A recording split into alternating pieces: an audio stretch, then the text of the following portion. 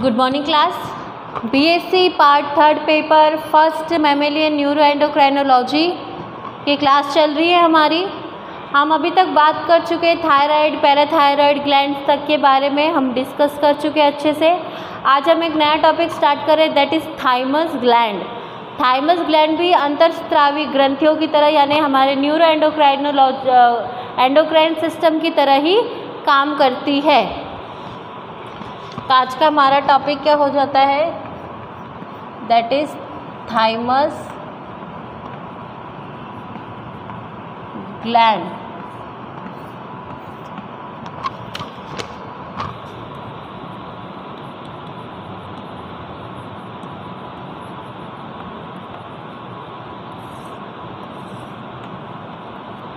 Introduction देखते सबसे पहले हम क्या कहता है introduction.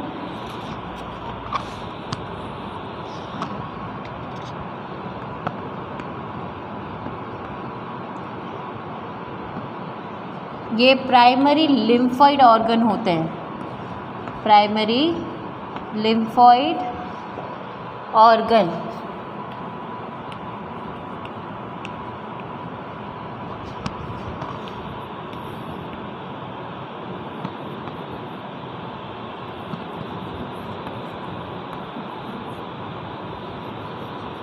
Encapsulated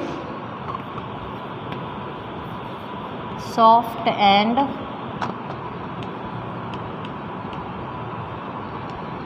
bilobed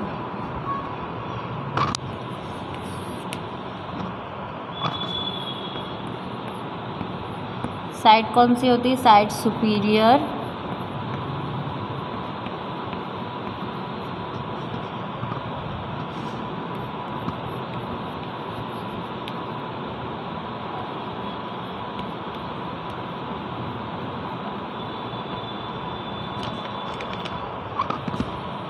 sternum. Two parts.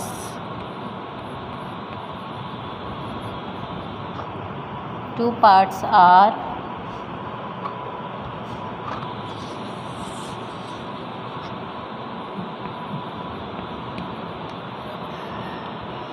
joined in the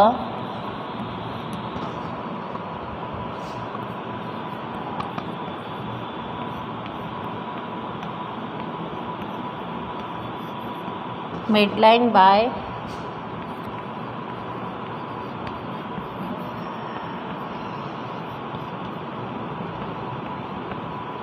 connective tissue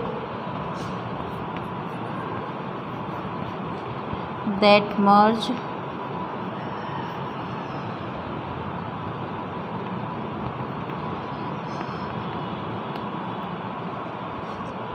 with the capsule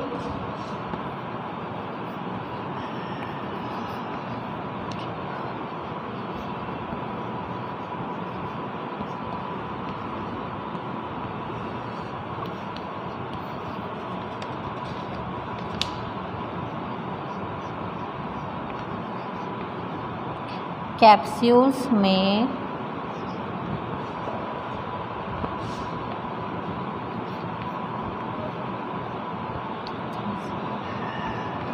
to the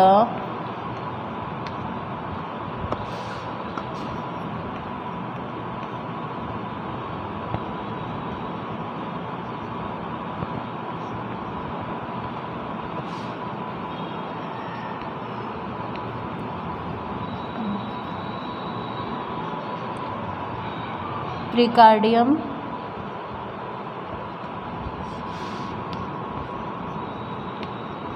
which is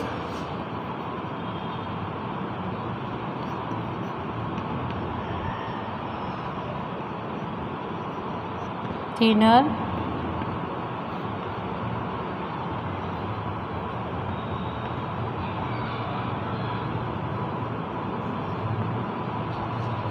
superiorly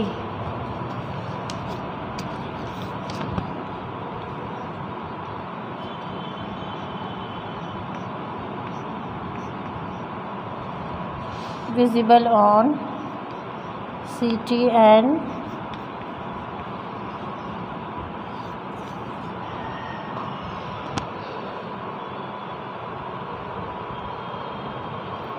introduction क्या कहता है? इंट्रोडक्शन ये कहता है कि ये एक तरीके के प्राइमरी लिम्फोइड ऑर्गन्स होते हैं। प्राइमरी लिम्फोइड ऑर्गन मतलब कि जो हमारे लंग्स होते हैं, देखो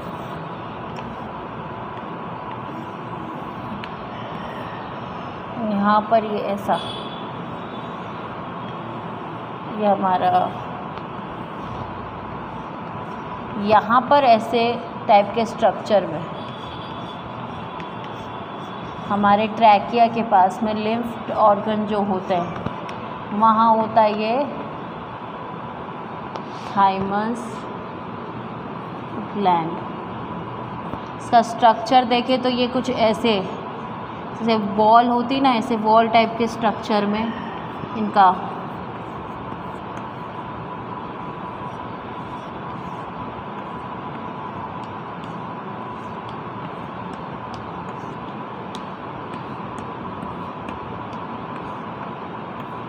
ऐसे टाइप के स्ट्रक्चर में होते। तो यानी कि आपके जो फेफड़े होते हैं, लिम्फ ऑर्गन्स होते हैं, उसके ऊपर आपके ट्रैकिया पे ये थाइमस ग्लैंड प्रेजेंट होती है, इसलिए इसको लिम्फोइड ऑर्गन भी हम बोल सकते हैं। एनकैप्सुलेटेड सॉल्व एंड बाइलोब्ड, मतलब कि एक तरीके से कैसे होती है, ये होंगी सॉफ्ट और इसमें 2 लोब्ड होंगे, है ना। 2 लोब, जैसे कि हमारे थायराइड ग्लैंड में भी कितने सारे लोब थे ना, ऐसे इसमें भी लोब होंगे। ये थोड़ी सॉफ्ट होगी और एनकैप्सुलेटेड यानी कि कैप्सूल टाइप में, क्योंकि ये हमारे ट्रैकिया में होती है तो ये थोड़ा सा उसके स्ट्रक्चर के हिसाब से ऐसे थोड़ा कैप्सूल यानी कि स्ट्रेट, कैप्सूल ऐसा होता है स्ट्रेट, है ना। इस टाइप के स्ट्रक्चर को कैप्सूल स्ट्रक्चर बोला जाता है। इसमें क्या होगा, इसकी जो साइट होती है उस साइड को क्या बोलते हैं, सुपीरियर मीडियास्टेनियम, है ना। और स्टेनियम से और 2 parts are joined in the mid line by the connective tissue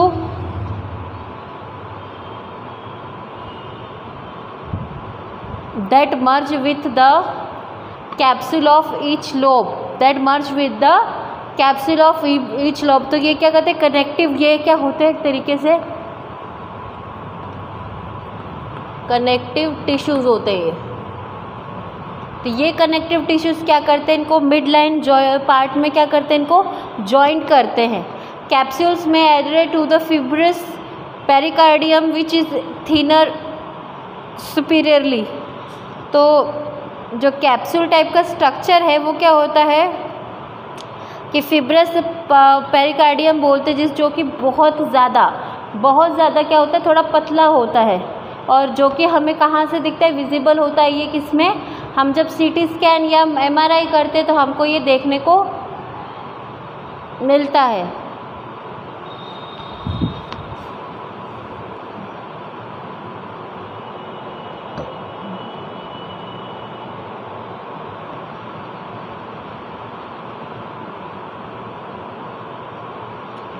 अब हम बात करते हैं इसके रिलेशनशिप की कि इसका रिलेशनशिप कैसा है।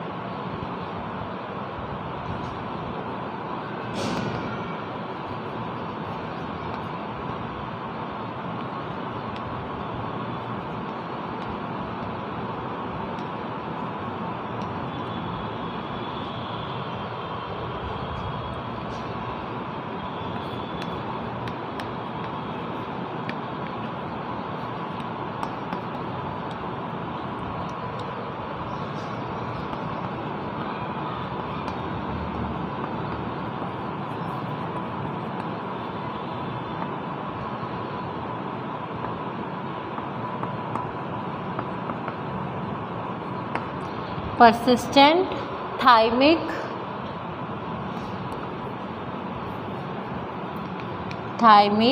tissues.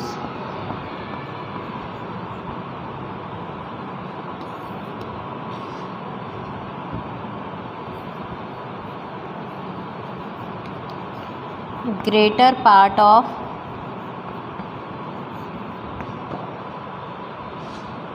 the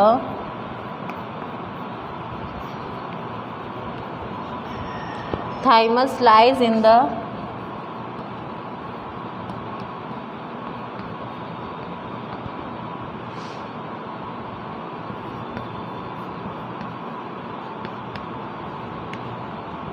superior and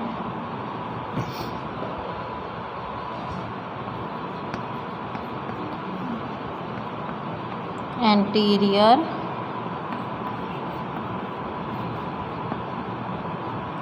mediastinum.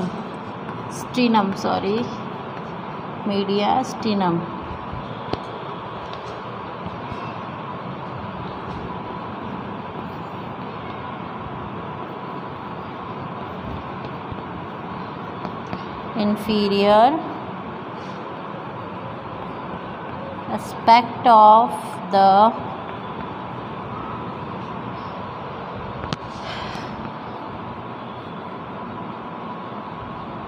thymus reaches the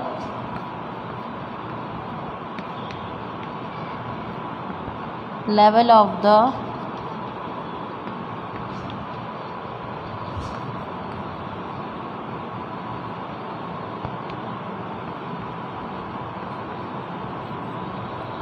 costal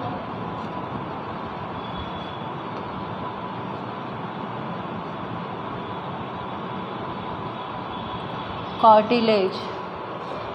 देखो रिलेशनशिप की जब हम बात करते हैं तो रिलेशनशिप क्या कहता है इसका कि यह एक तरीके से लार्ज अर्ली क्या है, एक अर्ली पार्ट ऑफ लाइफ है जो कि क्या होता है पर्टिकुलरली अराउंड हमारे प्यूबर्टी के अराउंड ये घूमता है, यानी कि persist activity into a old age, यानी कि ये इसकी एक्टिविटी धीरे धीरे ओल्ड एजेस जैसे एज बढ़ती जाती है ना वैसे वैसे ये क्या होता है इसकी प्रेजेंस कम होती चली जाती है। As advance fever fatty degeneration, यानी कि जो थाइमिक टिश्यूज़ होते हैं वो क्या होते हैं, धीरे धीरे उनका एग्जिस्टेंस कम हो जाता है, उनका प्रेजिस्टेंस कम होने लग जाता है ना। Greater part of the thymus lies in the superior and anterior mediastinum, यानी कि जो इसका ज़्यादातर पार्ट होता है, तो थाइमस किसके ऊपर होता है, डिपेंड करता है इसके सुपीरियर और एंटीरियर मीडियास्टेनियम की तरफ। और इन्फीरियर एस्पेक्ट्स की जब हम बात करते हैं तो ये थाइमस के अंदर क्या होते हैं, जो फोर्थ कॉस्टल कार्टिलेजेस होता है वहाँ पर हमें ये देखने को मिलता है, यानी कि हमारे नेक रीजन पे जहाँ ट्रैकिया होता है उसका फोर्थ कॉस्टल कार्टिलेजेस जहाँ प्रेजेंट होता है ना, तो इन्फीरियर एस्पेक्ट यानी कि थाइमर का इन्फीरियर एस्पेक्ट जो है थाइमर का, वो कहाँ reaches of the level of fourth costal cartilages. Relationship में आगे हम और देखते हैं क्या क्या होगा।